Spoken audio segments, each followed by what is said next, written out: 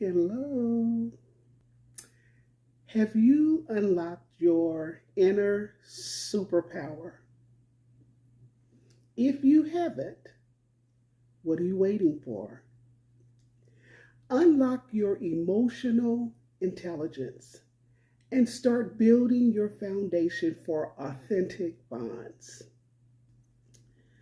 The meaning of emotional intelligence is the ability or the skill to recognize, understand, and manage your own emotions while simultaneously effectively navigating the emotions of others for the purpose of building stronger connections and making better decisions.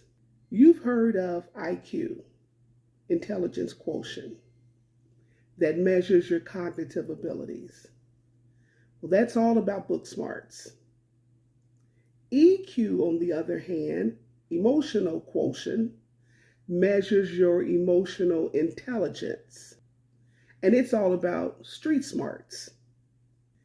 It helps you make good relationship choices and good life choices. So the point is, humanity is a triune being. We're body, soul, and spirit. And all three have to be developed. And while we're talking about IQ, let me caution some of you about intellectualization. Individuals that are intellectually gifted may be prone to use their strong cognitive abilities to solve emotions logically rather than feeling them. Well, this keeps you stuck because your feelings are suppressed or they're analyzed like data, and that's not genuine processing, right? So believe it or not, all of your behavior, along with how you interact with others and what you reach for in life, are directly tied to your emotional intelligence. But unlike your IQ, which you're born with, and for the most part it remains unchanging, your EQ is not a fixed trait. That should be good news to most of us, because it can be developed at any point in your life. But you have to intentionally practice it with building your emotional vocabulary, building self-regulation, and building your social awareness. And we'll talk more about these things next week. In some of my workshops, I use what's called a feelings wheel. And I encourage others, I'm even encouraging you to use that. Because putting words to your feelings is the first place you start when you're trying to develop your EI. And the feelings wheel, I wish I had one out for you. It's just a nice, colorful wheel, and it starts with your very basic emotions in the center, like sad, mad, happy, that type thing. And then it develops it up and out into more complex descriptions of those same emotions. So you may have mad, and then the next round you might see is frustrated, and the next round you might see is disappointed, and that type thing. So you start learning more sophisticated ways, if you will, to describe what you're feeling. So you can get those online. But even if you don't get a feelings wheel, I suggest that you get some sort of maybe like a emotions chart, something that lists various emotions, and it'll serve that same purpose. But anyway, that's where you start. So let's talk about how EI benefits you because the benefits are profound. Emotional intelligence, first of all, enhances your mental health and your well-being. A high EQ acts as a significant protective factor against anxiety, depression, and psychological distress. Individuals with high EI processes emotions rather than suppressing them. And this actually leads to greater internal peace. Peace is what your body always wants. That's how you were designed. Did you know that your body is always working to establish equilibrium? That state of calm and peace. When you get stressed, your body automatically releases the hormone cortisol because it's equipping you to either fight or flight. And we talked about those trauma responses last week.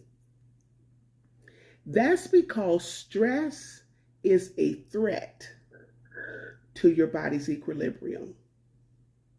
And when we talk about stress, we're not just talking about being overwhelmed with work pressures or that type thing. We're talking about any emotion that sort of disrupts you feeling calm and good. That could be anger, it could be anxiety, it could be disappointment, it could be grief, any type of emotions. And actually even good emotions, or what we want to call positive emotions, actually shifts your equilibrium. But we're not going to get into those. I want us to focus more on some of the emotions that we know would kind of unsettle us. So let's think in terms of those negative or those unpleasant emotions. They are actually a threat to your equilibrium. And your body automatically releases cortisol so that it can bring everything back into a place of calm. So generally speaking, you can actually live in environments with constant conflict and still find a degree of peace. If you're persistently exposed to physical, mental, and emotional threats, so we're talking about the potential of danger, and you normalize that environment, you will manage to find a degree of equilibrium because you'll tell yourself that you're safe. And equilibrium tries to bring you to a place of safety. But that persistent exposure to stress damages your body because cortisol is constantly being released.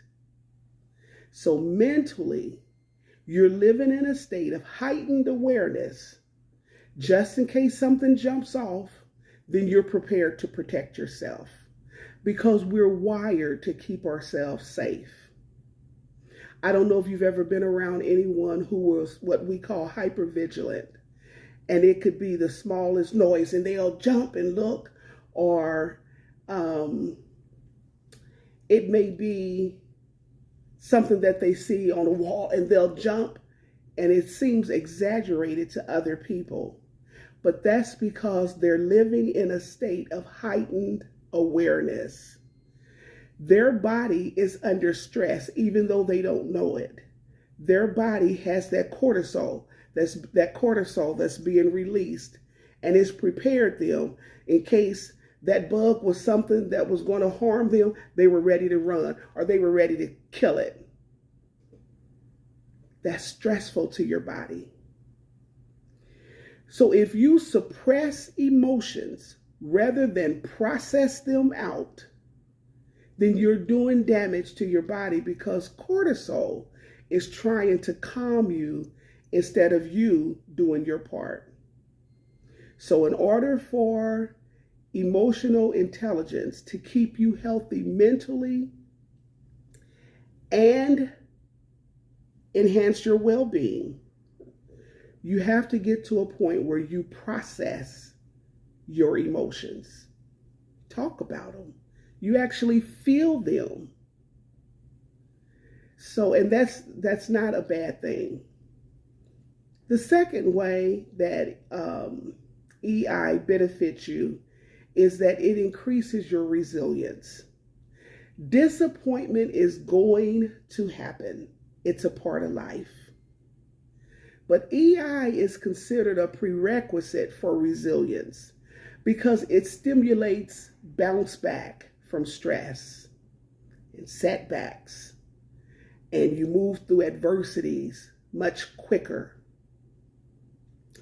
Think about a rubber band. When you stretch a rubber band, that's like stress. It's like anxiety or setbacks. But as long as that rubber band has this elasticity, it can bounce back to its original state. Because resilience helps with coping, emotionally intelligent individuals are more likely to view challenges as temporary and manageable, and they're less likely to resort to unhealthy behaviors because they know they're going to bounce back. I remember working for an agency and being assigned to a particular client who was a very successful businessman, and he had this very stern countenance, and he spoke in a matter-of-fact tone. And I had to take him to the meeting room prior to getting his paperwork. So when I arrived, he stood and he motioned to the seat where he wanted me to sit. Now he's in my space. I'm assessing him, but he tells me where he wants me to sit. But anyway, he was a very intelligent gentleman, so he probably had a high IQ, but he had a major alcohol addiction, and his company required him to get counseling or else. So our conversations would kind of go like this. So how'd you feel about that? And he quickly and precisely respond, well, given the fact that I was ill prepared for such and such, naturally, it angered me. He'd finish his response, and then he'd give me this cold, dead stare. I'd validate his response and follow up with, well, how'd you handle that anger? Given that it happened, X amount of time ago, do you expect me to remember? And then the cold, dead stare. He thought he was intimidating me, but he wasn't. And that was his way of logically processing my questions to address his emotions. But I asked him, how are you feeling right now? I'm okay. I'm here because I have to be here. So let's get through it. Needless to say, we spent a considerable amount of time exploring his stressors because he was extremely disconnected from his feelings. And can I tell y'all a little secret, a little therapist secret? When a person is extremely disconnected from their feelings, there's a strong possibility that they have some sort of addiction. Whether it's substance abuse like drugs or alcohol, or if it's behavioral. And that could be gambling, it could be, believe it or not, people can get addicted to any type of behavior. They can be obsessed with exercising. They could be obsessed with the use of social media and their smartphones. Um, the addiction could be pornography. It could be overeating. It could be sex. It could be working.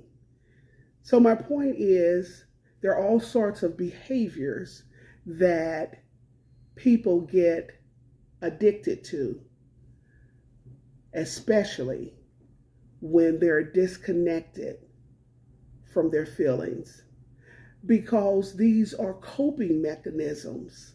They're emotional escapes. They numb the pain of intense emotions, and they help the person escape reality. It's their way of self-soothing. And of course, let me say this, and this is not a therapy lesson, but trauma, genetics, and environment may also play a role. But personally, I look for this relationship first. So when they come in for some sort of addiction, I'm looking for whether or not they're in touch with their feelings. And remember the rubber band example that we gave. The rubber band depends on its natural properties to return it to its natural state once it's been stretched. Well, emotional intelligence is our natural way to return to our original state. But when our natural properties have been shut down or blocked for whatever reason, then we typically use external coping mechanisms to get back to that place of peace and calm and equilibrium. So I hope that makes sense to you. Another way that emotional intelligence benefits you is that it improves your physical health. We talked earlier about the hormone cortisol. Well, cortisol is your body's stress hormone system. So it responds by increasing blood sugar for quick energy. So if you got to run, that cortisol is in place to give you that energy that you need to keep yourself safe. It also responds by raising your blood pressure and suppressing other functions. And we won't go into all of that. But it releases this and enough of it until your brain signals that you're out of danger. So EI can help improve your physical well-being just because when your cortisol or your stress hormone is lowered, it results in things like better sleep patterns. And there's enough information out there to tell all of us how crucial it is to get adequate sleep. Adequate sleep boosts your immune system. It improves your mood. It enhances your cognitive functions. Cognitive functions like memory and focus. It supports your heart health. All of this and a number of other things, but all of this while it also helps your body repair and rejuvenate. So processing those emotions instead of suppressing them and instead of using coping mechanisms actually helps your physical health. During sleep, your body's restorative process is taking place. During this process, the brain begins to consolidate memories. It clears out waste. It regulates your emotions, and it makes you sharper and more resilient. So you're ready for whatever else comes that particular day. And not only are there tons of studies out there to explain the benefits of adequate sleep, but there's tons of products out there claiming to help you sleep better. Another thing that EI helps with is wiser decision making. By recognizing your emotional triggers, individuals can pause and reflect rather than react impulsively. And this ensures your choices align with your long-term goals rather than connecting them to fleeting feelings. So, the last benefit is greater self-actualization. And it is a benefit, but we'll talk about this next week when we discuss what EI requires of you. And I know that was a lot of information, so I hope you can see the connection between emotional intelligence and personal benefits. So let's talk about relational benefits. Emotional intelligence benefits others through you because you have a deeper emotional intimacy. So in romantic partnerships, a high EI is a top predictor of satisfaction. And to my men out there, I know you think a woman's satisfaction comes from how well you do that other thing. And that certainly has its role. But if you can't meet a woman emotionally, that other thing becomes less and less important. So EI enables partners to understand and respond to each other's love languages and their emotional cues more effectively, right? EI also benefits in terms of effective conflict resolution. Emotionally intelligent individuals approach disagreements with calmness and empathy rather than defensiveness or blame. This in and of itself leads to constructive resolutions that often strengthen the relationship. And then it strengthens trust and security. So by consistently validating others, their feelings, and maintaining your own transparency with them, individuals with high EI builds a foundation of mutual respect and emotional safety. And y'all know that I'm a Bible believer, right? So the word tells us that whatever seeds we sow, that's the harvest that we're going to reap. So when you apply that principle to relationships, if you sow seeds of validation and you're open and honest with those in your close circles, it's inevitable that you're going to reap a harvest of relationships that yield those same qualities for you. So it sort of has a reciprocal benefit. I think I said that right. And as a child of God, we're guaranteed those results. So it kind of makes vulnerability a little less frightening. EI also helps with improved communication because it fosters active listening and the ability to read nonverbal cues, significantly reducing misunderstanding in friendships as well as family dynamics. And then it helps you build a resilient support system. So empathetic individuals form more supportive networks. And this positive sort of feedback loop ensures that better relationships provide a stronger support system during times of crisis. And when we talk about a supportive network, we're referring to having people that you can rely on to aid you when you need it. Having people that you trust to help you process the emotions that you feel.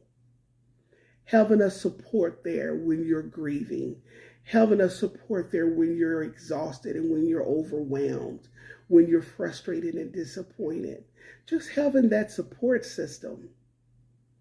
So EI helps you foster a resilient support system. So let me mention this, and as you become mentally stable and build long-term life satisfaction and the stability of personal bonds, you don't have to numb your emotions. On the contrary, having this intelligence requires you to feel and process your feelings, actually in the moment. Even if you don't address them right then, you process them right then. You're so in touch, you're so in tune with your own feelings that you know, I'm feeling some kind of way about that. All right, may not be appropriate right now to address my anger or to address my frustration or to let them know how disappointed I am that they said or did such and such. But when the appropriate time comes, I'll address it. And with the appropriate people, I'll address it. So that's a benefit of being emotionally intelligent. So tap into your emotional intelligence. It is the ultimate human advantage. And it's more than just a skill that's nice to have. It's a critical competency for reading, understanding, and guiding emotional interactions, not only with yourself, but with those around you. So I'm going to close right here and hold that thought until you're ready for more. And in the meantime, let's heal on purpose.